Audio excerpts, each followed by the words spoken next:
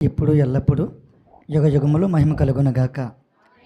అలాగే మమ్మల్ని చేర్చుకొని మమ్మల్ని నమ్మి పిలిపించి వాక్యం చెప్పడానికి ఈ స్థానంలో నిలబెట్టినటువంటి మా సహోదరులు, మా జత పనివారు నెహమ్య గారికి నా ప్రత్యేకమైనటువంటి వందనాలు మేము తెలియజేస్తూ ఉన్నాం. అలాగే కూడి ఉన్న మీ అందరికీ కూడా ప్రత్యేకమైనటువంటి వందనాలు తెలియజేస్తూ ఉన్నాం. పాస్టర్ గారు ముందే చెప్పారు, మాది పాలకొల్లు. లాస్ట్ సారి కూడా మేము జనవరి నెలలో వచ్చాము, మీ అందరికీ తెలుసు. అయితే ఈ ఉపవాస ప్రార్థనలో దేవునికి ఆశీర్వాదకరంగా జరుగుతున్నాయి. ఎన్నో అమూల్యమైనటువంటి మంచి మంచి విషయాలు మీరు తెలుసుకోగలుగుతున్నారు. నాకు ఇచ్చినటువంటి కొద్ది సమయంలో కొన్ని మాటలు నేను చెప్పాలని ఆశపడుతున్నాను. అందరూ ఒకసారి తలలు ఉంచినట్లయితే పరిశుద్ధాత్మను సహాయం తీసుకుని మనం వాక్యంలోకి వెళ్దాం. ప్రార్థన. స్తోత్రముల తండ్రి, మహాపరిశుద్ధుడా, కృపగలిగిన దేవా, దయగల మా ప్రభువా, మీ ఘనమైన శ్రేష్టమైన పవిత్రమైన నామమునకు క్రీస్తేశ్వర నామములో కృతజ్ఞత స్తుతులు మీకు చెల్లించుకుంటున్నాము తండ్రి. ప్రభువా, ఇప్పటి వరకు అద్భుతంగాను ఆశ్చర్యకరంగాను దీవెనకరంగాను మీకు మహిమకరంగా నడిపించారు తండ్రి. అలాగేనైనా ఇక ముందు మీరు మాకు తోడుగునండి తండ్రి. ఏ యోగ్యత లేనివన్నీ ప్రభువా నిమిత్తమాత్రమై నిలబడి మీ మాటలు మాట్లాడటానికి సిద్ధపడి ఉండగా మీ ఆత్మసాయం అనుగ్రహించండి. ఎవరికైతే ఏ మాటలు అవసరమై ఉన్నదో, ఎవరైతే వారు హృదయంలో ప్రభువా మీకు రక్షణ అనుభవం కావాలని వారు ప్రాధేయపడుతున్నారో, మీ దైవ గ్రంథంలో రాయించినటువంటి తండ్రి 66 పుస్తకాల సారాంశాన్ని వారు వినాలని ఆశపడుతున్నారో, ఆశగల ప్రాణాన్ని తృప్తిపరిచినట్టు మీరు తృప్తిపరిచి సూటిగా తండ్రి మాతో మాట్లాడి మీ నామానికి మహిమ తెచ్చుకోమని యేసుక్రీస్తు వారి శ్రేష్ఠ పుణ్యనామాన్ని అడిగి వేడుకొని ప్రార్థిస్తూ ఉన్నాం మా కన్న తండ్రి, ఆమేన్. ఈరోజు మనం మాట్లాడుకునే ఒక ప్రాముఖ్యమైన అంశం ఏంటంటే మొహమాటం లేని క్రీస్తు హెచ్చరికలు. ఏంటంటే మొహమాటం లేని క్రీస్తు హెచ్చరికలు అంటే ఆయన ఎత్తు, పొడుగు, లావు, పొట్టి, అందం, ఐశ్వర్యం ఇవేం చూడండి ఆయన. అందుకే ఒక మాట ఉంటుంది, శక్తి చేత కాదు, బలము చేత కాదు, కేవలము ఆయన ఆత్మచేతనే అని. అయితే ఆయన మాట్లాడేటప్పుడు ఆయన ఉపయోగించే స్వభావం ఏంటంటే మొహమాటం ఏమాత్రమును ఆయనకు ఉండదు. చూద్దాం. మత్తయి సువార్త 22వ అధ్యాయము 16వ వచనము ఒకసారి చదువుకున్నట్లయితే, బోధకుడా, నీవు సత్యవంతుడు అయ్యుండి దేవుని మార్గము సత్యముగా బోధించుచున్నావనియు, నీవు ఎవరిని లక్ష్య పెట్టనివనియు, మొహమాటము లేనివాడవనియు ఎరుగుదుము. చాలండి. ఏంటంట ఆయనకు వచ్చినటువంటి సాక్ష్యం ఏంటంట, నువ్వు మొహమాటం లేకుండా మాట్లాడతావు. వాళ్ళ దగ్గర అధికారం ఉందని, వాళ్ళ స్థాయి ఎక్కువని ఈ రైతుగా నువ్వు మాట్లాడు. ఏదైనా ఉంటే ముఖం మీద బద్దలు కొట్టేస్తావు అని అర్థం. దేని గురించి మాట్లాడుతున్నాడు ఆయన మొహమాటం లేకుండా? ఎవరిని ఉద్దేశించి మాట్లాడుతున్నాడు ఆయన మొహమాటం లేకుండా? ఎవరి కొరకు మాట్లాడుతున్నాడు ఆయన మొహమాటం లేకుండా అని మనం ఒకసారి ఆలోచించినట్లయితే, ఒకసారి మత్తయి సువార్త 11వ అధ్యాయము 20వ వచనాన్ని ఒకసారి మనం చదువుకుందాం. పిమ్మట ఏ ఏ పట్టణములలో ఆయన విస్తారమైన అద్భుతములు చేసినో ఆ పట్టణముల వారు మారు మనస్సు పొందకపోవటం వలన ఆయన వారిని ఇట్లు గద్దింపసాగను, అయ్యో కొరజీనా, అయ్యో బెత్సాయిదా, మీ మధ్య చేయబడిన అద్భుతములు తూరు సీదోను పట్టణంలో చేసిబడిన ఎలరా. ఆ పట్టణముల వారు పూర్వమే గోను పట్ట కట్టుకుని బూడిద వేసుకుని మారు మనస్సు పొంది విమర్శించిన మందు మీ గతి కంటే తూరు సీదోను పట్టణముల వారి గతి వార్వదగినదై ఉండినని ఆయన మీతో చెప్పుచున్నాను.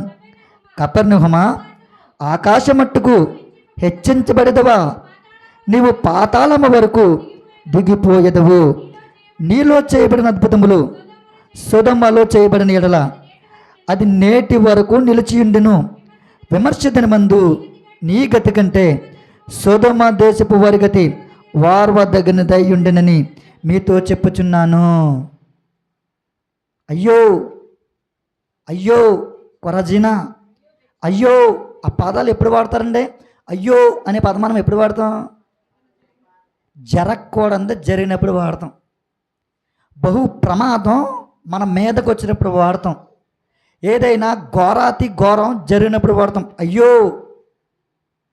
ఆయన హెచ్చరిస్తున్నప్పుడు మొహమాటం లేకుండా ఒక పట్టణాన్ని హెచ్చరిస్తున్నప్పుడు అయ్యో కొరజీనా, అయ్యో బెత్సైదా, మీ దగ్గర చేసినటువంటి అద్భుతములు తూరు సిదోను ప్రాంతములలో చేయబడిన వారు మారు మనసు పొందుదురు. కపెర్నహూమా, ఆకాశం మట్టుకు నువ్వు హెచ్చించుకుంటున్నావు, కానీ భూలోకానికి కిందకి పాతాళమంత లోతుకి నువ్వు దిగిపోతావు. ఆయన అంత కఠినంగా ఎందుకు మాట్లాడుతున్నాడు? అంత కోపంతో ఆయన ఎందుకు మాట్లాడుతున్నాడు? ఆయన అంత మొహమాటం లేకుండా ఎందుకు మాట్లాడుతున్నాడు? ఆయన జాలిగల దేవుడు, కృపగలిగిన దేవుడు, శాంతి స్వరూపి, సమాధానానికి కర్త. ఆయనకి అంత కోపం ఎందుకు వచ్చింది అని ఒక అనుమానం మనకు రావచ్చు. కానీ ఒక సేవకుడు ఈ మాటని ఇలా చెప్పాడంటే, ఆయన పేరు విలియం బర్క్లే. యేసు పాపమును ఖండించుటలో ప్రదర్శించిన ఆగ్రహము పరిశుద్ధమైనది అంట. ఆయన పాపాన్ని ఖండించుట్లో ఆయనకు వచ్చినటువంటి కోపం ఎటువంటిదంట? పరిశుద్ధమైనది, నీతి గల కోపం. మనం బిడ్డలను ఒక్కొక్కసారి హెచ్చరిస్తూ ఉంటాం, అక్కడికి వెళ్ళొద్దురా, ప్రమాదము జరుగు స్థలం అని ఉంది. అక్కడ బండి వాహనం ఎలా తోలాలి? స్లోగా తోలాలి. ఇక్కడ ప్రమాదకరమైనటువంటి మలుపు ఉంది అని కొన్ని హెచ్చరికలు ఇస్తూ ఉంటారు. ఆ మలుపుని చూసి మనం ఏం చేయాలి? స్లోగా వెళ్ళాలి. ఇప్పుడు స్నానాలకు వెళ్తూ ఉంటారు పిల్లలు, అది ప్రమాదం. అక్కడికి వెళ్తే నీటిలో మునిగిపోతారు, నీటిలో కొట్టుకుపోతారని ఉంటుంది. అక్కడికి వెళ్ళినప్పుడు మీ బిడ్డని మీరు ఏం చేస్తారు? తిడతారు. ఒకవేళ మాటకు వెనకపోతే అవసరమైతే కొడతారు. నాశనమైపోవాలని కొడతారా? తిడతారో నీ బ్రతుకు నాశనమైపోవాలని తిడతారా? కాదు, నీతితో. మీ కోపంలో ఏముంది? న్యాయం. మీ కోపంలో నీతి, మీ కోపంలో యథార్థత ఉంది. ఆ రీతిగా యేసుక్రీస్తు ప్రభువారు మనల మీద కోపడుతున్నారు. ఆయన కోపము అత్యాచారమైనది కాదంట, గర్వము నుండి కాదంట, విరిగి నలిగిన హృదయం నుంచి వచ్చిందంట. అయ్యో కొరజీనా, అయ్యో బెత్సైదా, మీ మధ్య చేసిన అద్భుతములు తూరు సిదోను ప్రాంతములలో చేసిన ఎడల వారు పూర్వమందే వారు మారు మనసు పొందరు. ఇప్పుడు ఈ మాట మా ఆయనతో ఆయన ఎలా మాట్లాడుతున్నాడు? అయ్యో డిబి పాలెం ప్రాంత ప్రజలారా, అయ్యో డిబి పాలెం ప్రాంతంలో రక్షణ సువార్తలో మీరందరూ విశ్వాసులైన ప్రజలారా, మీ దగ్గర అద్భుతాలు జరుగుతున్నాయి, అనేకమైనటువంటి స్వార్థలు మీరు వినగలుగుతున్నారు, మారు మనస్సు ఉన్నదా అని అడుగుతున్నాడు. అవునండి, వాళ్ళు ఏం చేశారంట? పూర్వమే గోని పట్ట కట్టుకున్నారంట. గోని పట్ట కట్టుకుని బూడిద నెత్తి మీద వేసుకున్నారంట. గోనుపట్ట అంటే, గోనుపట్ట ఎలా తయారు చేస్తారంటే మేక వెంట్రుకలతోనూ ఒంటి వెంట్రుకలతోనూ తయారు చేసినటువంటి ఒక పదార్థాలను దాచినటువంటి ఒక సంచి. చూడండి, మనకి గోన్లు ఉంటాయి కదండి, ధాన్యమని కొన్ని పదార్థాలు పట్టుకెళ్ళి ఒక సంచి. అది పూర్వము కట్టికి పేదరికం అనుభవిస్తున్న వాళ్ళు ఆ సంచులను వస్త్రాల కింద కుట్టించుకునేవారంట. మీకు ఈ అనుభవం ఉందో లేదో నాకు తెలియదు, కానీ నాకైతే ఒక అనుభవం ఉంది. చిన్నప్పుడు యూరియా సంచులు ఉంటాయి చూసారా? యూరియా సంచులు స్కూల్కి వెళ్ళేటప్పుడు బ్యాగులు కుట్టించుకునే వాళ్ళం మేము. ఎందుకంటే మా తల్లిదండ్రులు మమ్మల్ని ఆ బ్యాగులు కొనలేక మాకు కుట్టించేవారు. చిన్నప్పుడే నేను తండ్రిని కోల్పోయాను. నేను మా తల్లి మమ్మల్ని కష్టపడి పెంచింది. మీరందరూ కష్టపడే వాళ్ళే, మీరందరూ రైతు పెట్టలే, మేము కూడా రైతు పెట్టలమే. మా నాన్నగారు 25 ఎకరాల కౌలు రైతు. ఒక్కసారి ఆయన అర్ధాంతరంగా చనిపోయారు. అయితే ఈ విషయం మీకు ఎందుకు చెప్తున్నానంటే, పూర్వము గోనె సంచులతో బ్యాగులు కుట్టించుకునే వాళ్ళు. ఆ రీతిగా అప్పుడు ప్రారంభ శతాబ్దంలో ఈ గోనెపట్టల వాళ్ళు వస్త్రాల కింద కుట్టించుకునేవారు. ఎందుకంటే ఒక దరిద్రత అనుభవించిన వారు, అంటే కట్టికి పేదరికం అనుభవించిన వారని అర్థం. అయితే ఈ గోనెపట్ట ధరించుకుని బూడిద వేసుకుంటే పశ్చాత్తాపానికి సాదృశ్యం. మేము పాపులము, మమ్మల్ని క్షమించండి తండ్రి. ఇప్పుడు పశ్చాత్తాపానికి సాదృశ్యం ఏంటి? ఒప్పుకోవాలి. ఎప్పుడైతే నేను తప్పు చేశాను, నేను పాపం చేశానని ఎప్పుడైతే ఒప్పుకుంటావో అది పశ్చాత్తాపం. ఎప్పుడైతే నువ్వు కన్నీరు కార్చుతూ ప్రభా నా పాపాలు క్షమించని నువ్వు అడగబడతావో అది పశ్చాత్తాపానికి సాదృశ్యము. చూడండి, ఒక మాట చూద్దాం. ఆయన సొంత ప్రాంతంలో చాలా అద్భుతాలు చేశారు. ఆయన ఎక్కడెక్కడ చేశారంటే తూరు, ఆయన చేసినటువంటి అద్భుతాలు ఏంటంటే చేశారు, బెత్సైదాలో చేశారు. తర్వాత ఆయన సొంత ప్రాంతమైనటువంటి కపెర్నహూములో ఆయన అద్భుతాలు చేశారు. మత్తయి సువార్త 4వ అధ్యాయము 13వ వచనము చదవండి. మత్తయి సువార్త 4:13 అదే చదవండి. అదే యెహోవాను చెరపట్టబలనని యేసు విని గలిలయకు తిరిగి వెళ్ళి నజరేతు విడిచి జెబులూను నఫ్తాలీయను దేశముల ప్రాంతములలో సముద్ర తీరమందలి కపెర్నహూమునకు వచ్చి కాపురం ఉండెను. ఎక్కడికి వచ్చారంట? కపెర్నహూములో కాపురం ఉన్నారంట. కొన్నాళ్ళు కపెర్నహూములో కాపురం ఉండి కొంతమందిని స్వస్థపరిచారంట. ఎవరిని స్వస్థపరిచారు? అదే మత్తయి సువార్త 8:5.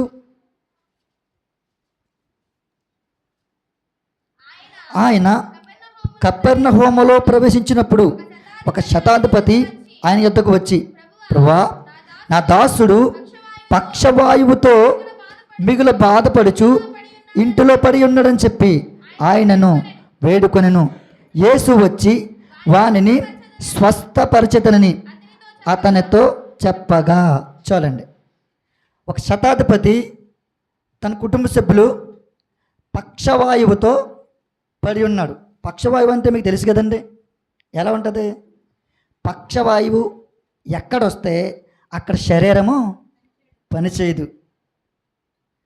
గిల్లిన అర్థము కాదు. తన చేత్తో తన దోమను కొట్టుకోలేడు. తన చేత్తో తన మీద వాలినటువంటి ఏగను తోలుకోలేడు, నడవలేడు, కదలలేడు. చచ్చిన శవం వల్లే పడి ఉంటాడు. అది పక్షవాతానికి ఉన్నటువంటి లక్షణం. ఈ లక్షణం కలిగినటువంటి ఒక వ్యక్తిని యేసుక్రీస్తు ప్రభువారు స్వస్థపరిచారు. స్వస్థపరిచి పక్షవాయువు గలవానని ఎప్పుడైతే స్వస్థపరిచాడో ఆయన స్వస్థత పొందుకున్నాడు. ఈ అద్భుతం ఎక్కడ చేశారు అంటే కపెర్నహూము అనే ఆ ప్రాంతంలో అనే అద్భుతాలు చేశాడు. కానీ పక్షవాయువు గలవాడు లేచాడు, నడిచాడు, తన పని తను చేసుకున్నాడు. ఈ అద్భుతాన్ని చూశారు. కానీ ఆ ప్రజల్లో ఏం లేదు? మారు మనస్సు లేదు. ఇతను చచ్చిన స్థితిలో ఉన్నటువంటి ఈ వ్యక్తిని యేసుక్రీస్తు ప్రభువారు స్వస్థపరిచాడు కదా. లేవలేని స్థితిలో మంచానికే పరిమితమైనటువంటి ఈ వ్యక్తిని యేసుక్రీస్తు ప్రభువారు స్వస్థపరిచారు కదా అని వాళ్ళ హృదయంలో ఏం లేదంట? పశ్చాత్తాపం కలగలేదు, క్రీస్తుని అంగీకరించలేదు. నేటి సమాజంలో కూడా అద్భుతాలు చూస్తారు, ఆశ్చర్యాలు చూస్తారు. చీకట్లో నిన్నటి వరకు మొన్నటి వరకు మనం వెలుపటి వారమై మనం బ్రతుకున్నప్పుడు యేసుక్రీస్తు మన మీద ఉన్నటువంటి కృపను బట్టి, మన మీద ఉన్నటువంటి జాలిని బట్టి చీకట్లో ఉన్నటువంటి మనము అలా తిరుగుతున్నటువంటి మనల్ని రప్పించి ఆయన సన్నిధిలో కూర్చుండి పెట్టుకున్నటువంటి మనము క్రీస్తుని మారు మనసు పొందకుండా అంగీకరించకపోవటం మనం కూడా పక్షవాయువు వచ్చిన వాడితో సమానమే. ఆయన అంగీకరించకపోయి, ఆ ప్రాంత ప్రజలు అంగీకరించకపోయి, ఇన్ని మాటలు విన్నటువంటి మనం కూడా అంగీకరించకపోతే ఆయనకు వచ్చినటువంటి పక్షవాతమే మనకే వచ్చింది అనటంలో ఏమాత్రమో సందేహము లేదు. అవునంటారా కాదంటారా? ఎన్ని మాటలు వింటున్నామండి. సెల్ ఫోన్లో వింటున్నాం, టీవీల్లో వింటున్నాం. ఇలాగా మీ పాస్టర్ గారు లాంటి వారు ఇన్ని అద్భుతమైనటువంటి మీటింగులు పెట్టి మొన్న జనవరిలో పెట్టాం, 8 నెలలు తెలగకుండానే మళ్ళీ ఇక్కడ 3 రోజులు సభలు పెట్టారు. ఎందుకు? మారు మనస్సు పొందాలి. క్రీస్తులో మనం స్థిరమైన విశ్వాసము కలిగి ఉండాలి. చాలా అద్భుతాలు చేశారండి ఆయన, చాలా అద్భుతాలు చేశారు. కానీ ఎవ్వరు కూడా మారు మనస్సు పొందలేదు. ఆ మాటని సొదొమ గొమొర్రాతో పోల్చాడు ఆయన. చూడండి, ఆ మాట మళ్ళీ చదవండి. 11 మత్తయి సువార్త 11:20 11:20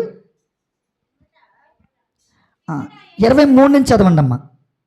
20 కపెర్నహూమా, ఆకాశమట్టుకు హెచ్చింపబడదువా, నీవు పాతాళము వరకు దిగిపోయేదువు. నీలో చేయబడిన అద్భుతములు సొదొమలో చేయబడినలా అది నేటి వరకు నిలిచియుండును. ఎక్కడ చేస్తే? సొదొమలో చేస్తే అది నిలిచియుండును. ఇప్పుడు సొదొమ పట్టణం ఉందా? ఉంది. సొదొమ పట్టణం ఉంది. అందులో ఉంది, కానీ అందులో ఏమి లేదో తెలుసా? జీవం లేదు, చలనం లేదు. ఎందుకు లేదు అంటే దేవుని ఉగ్రతను అది పొందుకుంది. ఎందుకు పొందుకుంది? అగ్ని గంధకాలు కురిపించాడు ఆయన. మీరు యూట్యూబ్లో చూడండి, గూగుల్లో సెర్చ్ చేయండి, సొదొమ పట్టణం ఇప్పటికీ నిలిచి ఉంది. కానీ ఆ ప్రాంతాన్ని చుట్టూరు ఫెన్సింగ్లు వేసేసి భద్రపరిచేశారు. ఎందుకంటే ఆ సొదొమ పట్టణప్పుడు ఆ ప్రాంతానికి వెళ్తే కొంత నష్టం, ఎందుకంటే మన మీద వాళ్ళు కేసు వేస్తారని మేము విన్నాను నేను. అయితే ఆ పట్టణం ఇప్పుడు ఎలా ఉందో తెలుసండి? బూడిదైపోయిందంట. ఏమైపోయింది? బూడిదైపోయిందంట. మీరు ఎప్పుడైనా చూసినట్లయితే ఏదైనా ఇల్లులు తగలబడిపోతూ ఉంటాయి, కాలిపోతూ ఉంటాయి కదా. కాలిపోయినప్పుడు అవి అలా ఉంటాయి, కానీ ఇలా పట్టుకున్నప్పుడు ఏమవుతాయి? బూడిద కింద రాలిపోతాయి. సొదొమ పట్టణం ఇప్పుడు అలా ఉందంట. ఇంకొక ఉదాహరణ చెప్తాను మీకు. బెల్లం తెలుసు కదండి మీకు? బెల్లం ఫస్ట్ ఎలా ఉంటుంది? గట్టిగా ఉంటుంది కదండి. చీమలు పట్టేసి తినేసాక ఆ బెల్లం ఉంటుంది. కొన్ని రోజులకి ఆ బెల్లం ఎలా అయిపోతుంది? గొల్ల కింద అయిపోద్ది. అది పట్టుకుంటే ఏమవుద్ది? మెత్తబడిపోద్ది. అలా ఉంది సొదొమ పట్టణం. కానీ అది ఉంది, అందులో ఏం లేదో తెలుసా? జీవం లేదు, మొలకలు లేవు, పంటలు లేవు, పశువులు లేవు, మనుషులు నివసించుటకు అవకాశము లేదు. అందుకు బాధపడుతున్నాడంట. అయ్యో కొరజినా, అయ్యో బెత్సైదా, మీ దగ్గర చేసినటువంటి అద్భుతములు తూరు సిదోను పట్టణంలో, సొదొమ పట్టణంలో చేసిన యెడల వారు ఆ పట్టణం ఇప్పటికీ నిలిచియుండును. అగ్నిగంధకాలు కురిపించాడు. కొంతమంది శాస్త్రవేత్తలు వచ్చారంట. ఎందుకు కురిపించాడు తెలుసండి? దేవుడు అగ్నిగంధకాలు ఆ ప్రాంతంలో ఎందుకు కురిపించాడు? వాళ్ళ పాపము తారాస్థాయికి వెళ్ళిపోయిందంట. ఎక్కడికి వెళ్ళిపోయిందండి? తారాస్థాయికి వెళ్ళిపోయిందంట. వాళ్ళంట ఆ పట్టణంలో ఇప్పుడు ఈ ప్రాంతం వస్తుంటే ఆ వంతుని దగ్గర నుంచి వస్తున్నాం మనం, అలా తిరిగి ఈ వంతుని దగ్గరికి వస్తున్నాం. ఆ ప్రాంత పొలిమేరలో మీ ఊరికి ఎంట్రన్స్లో అనుకోండి, ఉదాహరణ చెప్తున్నాను, సొదొమ గొమొర్రా ప్రాంతానికి ఎంట్రన్స్లో ఒక పెద్ద బండ ఉండేదంట. ఏ బండ? పెద్ద బండ ఉండేదంట. బండ అంటే ఏంటి? రోకల బండ కాదండి, ఇలా కొడతారు, అది కాదు, పెద్ద కొండరాయి లాంటిది. ఆ బండ దగ్గరికి వెళ్ళి, ఆ కొండరాయి దగ్గరికి వెళ్ళి బలిచ్చేవారు. మేకలను, గొర్రెలను, కోళ్ళను బలిచ్చి, ఓ బండ మమ్మల్ని కాచి కాపాడు, మా పంటలను కాపాడు, మా పశువులను ఆశీర్వదించు, మా కుటుంబాలను ఆశీర్వదించు, మేము ఆశీర్వదించబడాలి అని ఎక్కడికి వచ్చి బలిచ్చేవారంట? బండగాడికి వచ్చి బలిచ్చేవారంట. వెళ్ళేటప్పుడు బండకి నమస్కరించి వెళ్ళేవాళ్ళు, వచ్చేటప్పుడు నమస్కరించి లోపలికి వచ్చేవాళ్ళు. అది వాళ్ళు చేసినటువంటి పాపంలో ఒక రకం. ఇంకో రకం ఏంటి? వాళ్ళు స్వయం సంపర్కులు. మగవాళ్ళు మగవాళ్ళతోనే పాపం చేసి, ఆడవాళ్ళు ఆడవాళ్ళతోనే పాపం చేసి, చిన్నలు మొదలుకొని పెద్దవాళ్ళ వరకు, యవనస్తులు మొదలుకొని ముసలి వాళ్ళ వరకు, కనీసం నడవలేని స్థితిలో ఉన్నటువంటి ముసలి వాళ్ళ వరకు వాళ్ళు పాపం చేయుటకు పొంచి ఉన్నారంట. అలా చేసినటువంటి పాపంలో ఇంకొక రకం. అయితే ఆ పాపం దేవుడు ఎప్పుడైతే చూచాడో, ఆ పాపం ఎప్పుడైతే దేవుని యొద్దకు వచ్చిందో, ఆయన చెవులకు వినపడిందో, ఆయన కంటికి కనిపించిందో, ఆయన ఏం కురిపించాడు?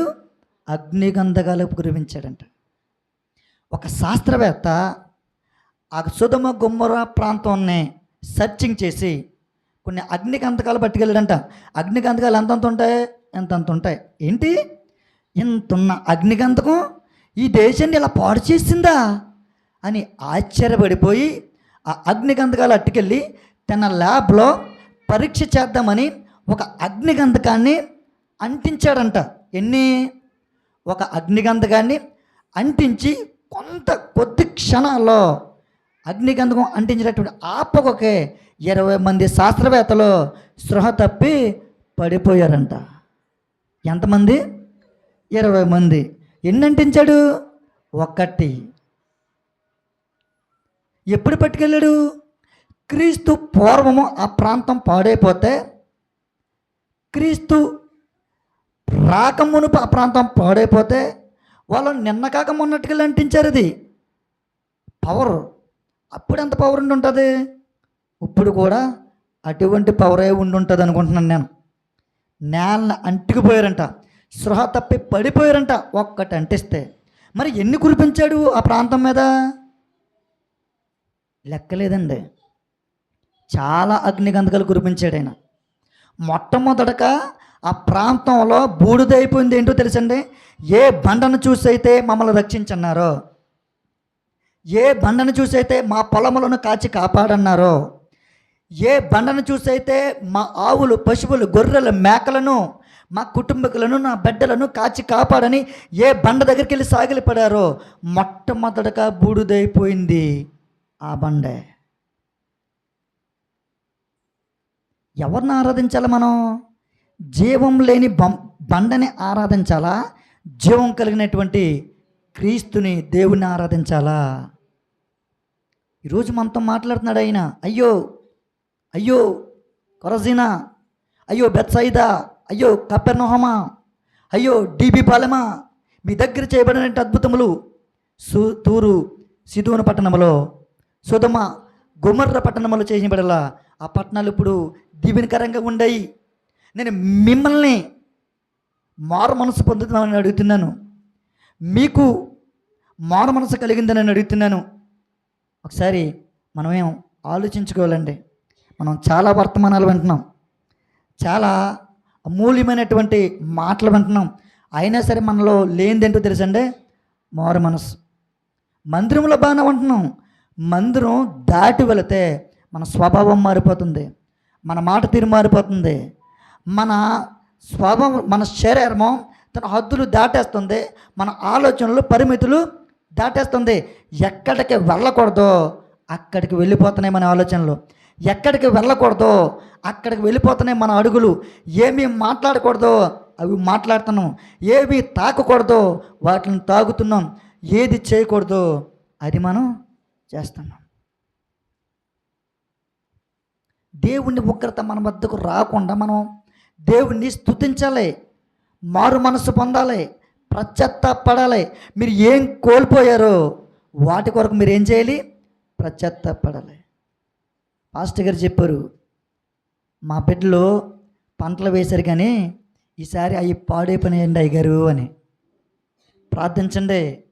ఎందుకు పాడైపోతున్నాయో ఒకసారి ఆలోచించండి. దేవుని వైపు అడగండి, ప్రభువా మేమేదైనా ఒకవేళ తెలుసు తెలియకు ఒకవేళ పొరపాటు చేస్తే, పొరపాటు చేయకపోతే దేవునికి స్తోత్రం, ఒకవేళ చేస్తే ప్రభువా తెలుసు తెలియకుండా ఒకవేళ పొరపాటు చేస్తే మమ్మల్ని క్షమించండి తండ్రి అని అడగగల సమయము దేవుడు మనకిచ్చాడు. ఒకవేళ అడిగితే క్షమించగల జాలి కలిగినటువంటి దేవుడు. ఆయన మనల మీద ఉగ్రత కురిపించడానికి మాటలు అంటలేదు, కానీ ఆయన పశ్చాత్తాపంతో, జాలితో మనతో మాట్లాడుతున్నాడు, మనల్ని ఆయన హెచ్చరిస్తున్నాడు. చూడండి ఒకసారి విలాప వాక్యాలు 4వ అధ్యాయము, విలాప వాక్యాలు 4వ అధ్యాయము 6 నుంచి చదువుకుందాం. నా జనుల కుమారి చేసిన దోషము సొదొమ పాపము కంటే అధికము. ఎవరును దాని మీద చెయ్యి వేయకుండానే నిమిషములో ఆ పట్టణమును పాడు చేయబడిను. దాని గనులు హిమము కన్నా శుద్ధమైన వారు పాల కంటే తెల్లని వారు, వారి శరీరములు పగడము కంటే ఎర్రనివయు, వారి దేహకాంతి నీలము వంటిది. అట్టి వారి ఆకారము బొగ్గువలే నలుపాయెను. చాలండి. ఎలా అయిపోయిందంటే వాళ్ళ ఆకారం? పాలు వంటి వాళ్ళ ఆకారము బొగ్గు వల్ల మారిపోయిందంట. నల్లగా ఆయన ఉగ్రతకి మాడిపోయిందని దేవుడు సెలవిస్తూ ఉన్నాడు.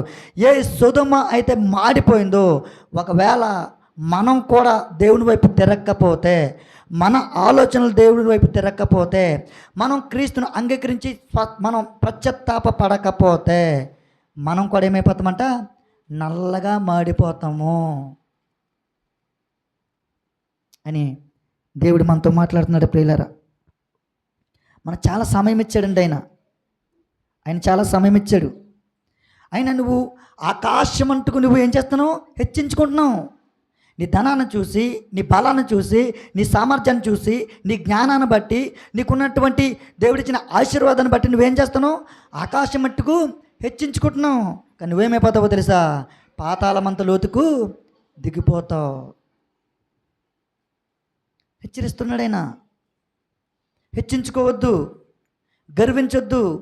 హెచ్చించుకున్న వాళ్ళందరూ ఏమైపోయారండి, నేల మట్టంలో అయిపోయారు. నీరో చక్రవర్తి హెచ్చించుకున్నాడు. చాలామంది ప్రారంభ శతాబ్దంలో చాలామంది హెచ్చించుకున్నారు. క్రైస్తవాన్ని అంతం చేస్తానని హెచ్చించుకుని, క్రైస్తవం బైబుల్ కాల్చేస్తానని, క్రైస్తవాన్ని అంతం చేస్తామని చాలామంది చక్రవర్తులు హెచ్చించుకున్నారు. వాళ్ళందరూ కూడా ఏమైపోయారు తెలిసిందే, కాలగర్భంలో కలిసిపోయారు. హెచ్చించుకోద్దండి. సాతాను హెచ్చించుకున్నాడు, ఏమైపోయాడు, నేల మట్టుకు దిగిపోయాడు, తొక్కేశాడైనా. ఆయన సాతానుని శిరస్సు మీద తొక్కాడు. ఎవడైతే హెచ్చించుకుంటాడో వాడు పాతాళమంత లోతుకి దిగిపోతావని దేవుడు చెప్తున్నాడు. మన కళ్ళు మంది ఎంతమందిని చూడలేదండి, మీసాలు తిప్పిన వాళ్ళని, తొడలు కొట్టిన వాళ్ళని ఎంతమందిని చూడలేదండి మన అనుభవంలో. నేనంటే చిన్నవన్నీ, మీరు వయసులో నాకంటే పెద్దవాళ్ళు, జ్ఞానంలో నాకంటే పెద్దవాళ్ళు, అనుభవంలో నాకంటే పెద్దవాళ్ళు. మీ కళ్ళు ముందు ఎంతమందిని చూసి ఉంటారండి మీరు. హెచ్చించుకోవద్దండి, హెచ్చించుకోవద్దు. ఒక మాట చూద్దాం. మత్తయి సువార్త 23వ అధ్యాయము, మత్తయి సువార్త 23వ అధ్యాయము 12వ వచనము.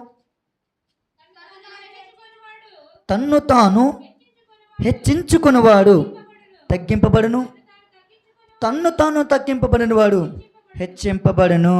చాలండి. ఏం చేయాలంటే, తన్ను తాను హెచ్చించుకున్నవాడు హెచ్చించబడును. మీకు మాట చెప్పనండి, మనం ఎప్పుడైనా మెట్లు పైకి ఉంటాయా కిందకు ఉంటాయా? పైకి ఉంటాయి. మనం ఎక్కితే మన అవకాశం ఎక్కడికి ఉంది, పైకి వెళ్ళే అవకాశం ఉంది. దేవా బలపరచండి, నడిపించండి, మీ చిత్తము చొప్పున జరిగించండి అంటే దేవుడు ఏం చేస్తాడో, పైకి పైకి పైకి పైకి మెట్లు ఎక్కిస్తాడు. ఎప్పుడైతే మనం కింద ఉంటామో ఆయన చేయి పట్టుకుని పైకి ఎక్కిస్తాడు. ఎప్పుడైతే సొంత జ్ఞానంతో, సొంత అనుభవంతో, సొంత మాటలతో, సొంత శక్తితో, సొంత బలంతో మనం ఎప్పుడైతే హెచ్చించుకుని పైకి వెళ్ళిపోతామో, పైకి వెళ్తే ఇంకో అవకాశం ఏమైనా ఉందా, కిందకు వచ్చే అవకాశం ఉందా? కిందకు వచ్చే అవకాశమే ఉంది. పైకి వెళ్ళిపోయి ఆల్రెడీ పైకి వెళ్ళిపోయి ఇంకా పైకేముందని, పైకేం లేదు, ఇంకేముంది, కిందకేమున్నా మెట్లు. దేవుడు ఎక్కించకుండా నీ బలం చేత, నీ ఆలోచన చేత, నీ తలంపుల చేత, నీ సామర్థ్యం చేత, నీ సొంత జ్ఞానం చేత ఎక్కుకుంటూ ఎక్కుకుంటూ ఎక్కుకుంటూ పైకి వెళ్ళిపోయావు. ఇంకా పైకి వెళ్తే ఇంకా మార్గము లేదు, ఇంకా ఎక్కడికి ఉంది, కిందకు ఉంది. ఇప్పుడు వస్తే ఖచ్చితంగా కిందకి రావటం తప్ప ఇంకొక అవకాశము లేదు. ఆ మాట చెప్తున్నాడు ఆయన. ఏమని? తన్ను తాను హెచ్చించుకునేవాడు తగ్గించబడును, తన్ను తాను తగ్గించుకునేవాడు వాడు హెచ్చింపబడును. ప్రియమైన సంగమా, దేవుడు మీతో మాట్లాడుతున్నాడు. హెచ్చించుకోకండి, తగ్గించుకోండి, మీరు హెచ్చించబడతారు. మీకు వాక్యం అంటే చాలా ఇంట్రెస్ట్ అని మాకు తెలుసు. వాక్యం అంటే మీకు చాలా ఇంట్రెస్ట్, శ్రద్ధగా వింటారని కూడా మాకు తెలుసు. మీ కొరకు చాలా సందర్భాలు మేము మాట్లాడుకున్నాం. ఆ ప్రేమను మేము ఎప్పుడు చూసామో తెలుసండి, లాస్ట్ జనవరి నెలలో మీ దగ్గర వాక్యం మీద ఉన్నటువంటి శ్రద్ధ మేము చూసాం. దేవుడు ఈరోజు మాట్లాడుతున్నాడు. కపెర్నహూమా, ఆకాశం మట్టుకు హెచ్చించుకుంటున్నావా? డిబి బలం పట్టణమా, హెచ్చించుకుంటున్నావా? హెచ్చించుకోకు, తగ్గించుకో, నువ్వు హెచ్చించబడతావు. మీ పొలములు హెచ్చించబడతాయి, మీ పశువులు హెచ్చించబడతాయి, మీ కుటుంబాలు కట్టబడతాయి, మీరు ఆకాశమంతా ఎత్తుకు హెచ్చించబడతారని దేవుడు మనతో మాట్లాడుతున్నాడు. మనం ఏం చేద్దాం? పశ్చాత్తాపడదామా? ఒకవేళ తెలుసో తెలియకో, అందరూ తెలిసి మనం పట్టుకోం కదా, కరెంట్ని తెలిసి పట్టుకోం కదా, తెలుసో తెలియకో ఒకవేళ చేస్తే పశ్చాత్తాపడదాం. ప్రభువా, తెలుసో తెలియక ఏదైనా పొరపాటు చేస్తుంటే దయచేసి నన్ను క్షమించండి ప్రభువా, మా పట్టణాన్ని క్షమించండి, మా పట్టణపు యజమానులను క్షమించండి. మా సంఘాన్ని, మా సంఘ కాపరిని, మా ప్రాంత ప్రజలను, యవనస్తులను, పెద్దలను, బారులను, వృద్ధులను మీరందరూ జ్ఞాపకం చేసుకోండి ప్రభువా. దయచేసి ఏదైనా పొరపాటు జరుగుంటే క్షమించండి అని ఎప్పుడైతే నువ్వు అడుగుతావో, ఎప్పుడైతే అటువంటి పశ్చాత్తాపం నీ హృదయంలో కలుగుతుందో, పై మాటలు కాదండి, నీ ముందే చెప్పాను, ఆయన మొహమాటం లేకుండా మాట్లాడతాడు. గద్దించేటప్పుడు ఆయన మొహమాటం ఉండదు, ఆయన హెచ్చరించేటప్పుడు మొహమాటం ఉండదు. పెద్ద చిన్న సామర్థ్యం ఏమీ చూడడు. తప్పుని కడిగేస్తాడు, తప్పుని బద్దలు కొట్టేస్తాడు, కొండ బద్దలు కొట్టినట్టు బద్దలు కొట్టేస్తాడు. మొహమాటం లేని బోధ ఆయన చేస్తాడు. అడుగుదాం, ప్రభువా మమ్మల్ని క్షమించండి అని అడుగుదాం. ఆయన ఇచ్చే మేలులు, ఆయన ఇచ్చే ఆశీర్వాదాలు ఈసారి పోయినాయేమో పంటలో, రెండవసారి రెట్టింపు ఆశీర్వాదం ఇస్తాడేమో. దేవునికి స్తోత్రం, హల్లెలూయా. అటువంటి ఆశీర్వాదం పొందుకోవాలని కోరుకుంటూ ఈ మాటలు నేను ముగిస్తా ఉన్నాను. ఈ మాటలు మన వెనుకడిలో ఫలింప చేయనుగాక. ఆమె చిన్న ప్రార్థన చేసుకుందాం. స్తోత్రములు తండ్రి, వందనాలు తండ్రి. అయ్యో కొరజీనా, అయ్యో బెత్సయిదా, కపెర్నహూమా, ఆకాశం మట్టుకు హెచ్చించుకుంటున్నావా? హెచ్చించుకోవద్దని మీరు మాతో మాట్లాడారు. మీకు స్తోత్రము తండ్రి. తండ్రి సంఘ బిడ్డలు మీరు జ్ఞాపకం చేసుకోండి. ఏదైతే కోల్పోయారో వాళ్ళు కోల్పోయిన దానికంటే రెట్టింపు ఘనత, రెట్టింపు ఆశీర్వాదాలు కలగజేయండి ప్రభా. అలాగే తండ్రి, ఈ సంఘానికి కాపరిగా నిలబెట్టినటువంటి నీ దాసుడు నెహమ్మయ్య గారిని, శస్త్రి గారిని, వారి కుటుంబకులను మీరు దీవించే అవసరం. ఈ సంఘం వర్ధిల్ల చేయటకు సహాయం దయచేయమని. అలాగే మొదటి వర్తమానం ద్వారా నీ బిడ్డలతో మాట్లాడారు. రెండవ వర్తమానం ద్వారా నీ దాసుడు సిద్ధపడుతుండగా నాకు ఏ రీతిగా సహాయం చేశారో నీ దాసుడికి ఆ రీతిగా సహాయం దయచేసి మీ నామానికి మహిమ తెచ్చుకోమని దీనుణ్ణి, అల్పుణ్ణి, ఎన్నికలేనివన్నీ ప్రార్థించుండగా నా ప్రార్థన ఆలకించి తగిన జవాబు దయచేయమని యేసు నామములో ప్రార్థిస్తూ ఉన్నాం మా కన్న తండ్రి, ఆమేన్. అందరికైనా ప్రత్యేకమైన వందనాలు. దేవుడు మిమ్మల్ని దీవించు.